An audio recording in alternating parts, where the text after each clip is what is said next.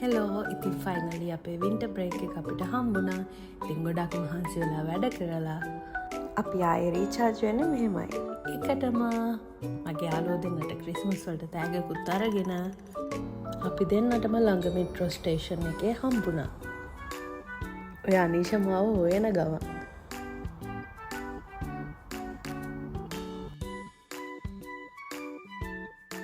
ඉතින් අපි දැන් මේ ඉන්නේ ස්ටේඩියම් මෙට්‍රෝ ස්ටේෂන් එකේ. අපි අද යන්නේ ටීචර් රුත්ගේ ගෙදරට.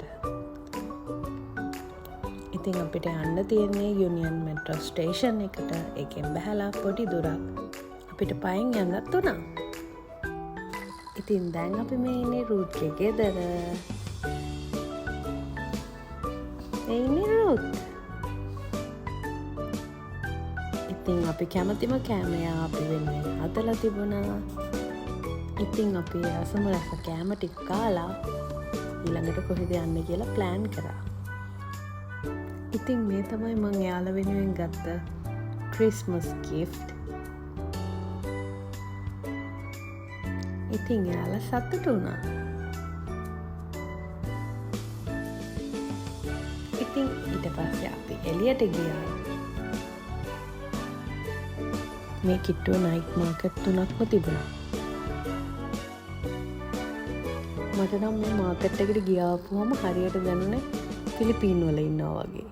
ඒතරම් ෆිලිපීන් අය, ෆිලිපීන් ස්ට්‍රීට් ෆුඩ් තමයි ගොඩක්ම තිබුණේ.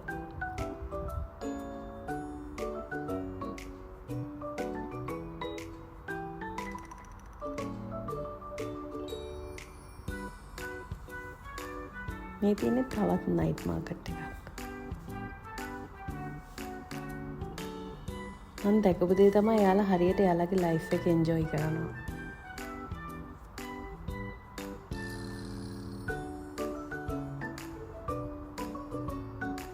ඉතින් දැන් මේ අපි යන්නේ අල්සීෆ් පැත්තට.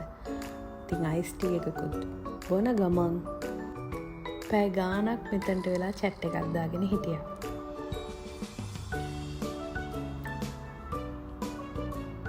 දැන් පාන්දරත් වෙලා නිසා අපි ආයෙත් ගෙදරට යන ගමන්. ඉතින් තවත් ලස්සන දවසක් මේ විදියට ගෙවිලා ගියා මගේ ආදරණීය යාළුවෝ එක්ක. ඉතින් ඔයාලටත් හම්බෙන පුංචි වෙලාවෙන් උපරිම සතුටින් ඉන්න උත්සාහ කරන්න.